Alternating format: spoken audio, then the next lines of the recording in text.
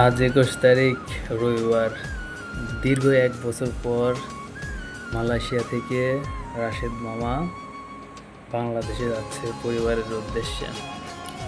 তাই আমি আমার বাড়িতে ছোট্ট একটা সোনা আছে, ওই সোনার জন্য কেনাকাটা করেছি।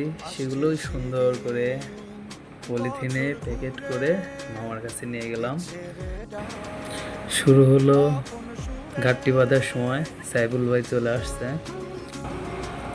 পরিবারের জন্য অনেক জিনিসপত্র কিনে রাখছে, সেগুলো সাইফুল ভাই সামনে দিল। সাইফুল ভাই পর্যায়ক্রমে সবগুলো সুন্দর করে সাজিয়ে নিচ্ছিল, যেন এয়ারপোর্টে গিয়ে কোনো সমস্যা না হয়।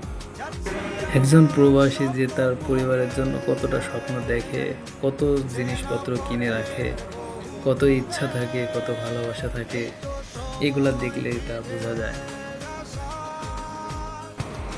মামা বাড়ি যাবে বলে এখানে একা থাকতে হবে, এটা ভেবে অনেকটা কষ্ট লাগতেছে। আবার মামা বাড়িতে যাওয়ায় আনন্দ লাগতেছে। অবশেষে সাইফুল ভাই 2টা গাড়ি র্যাপিং করে বেঁধে দিল। এখন মামা বের হচ্ছে রুম থেকে, এয়ারপোর্টের উদ্দেশ্যে যাবে বলে।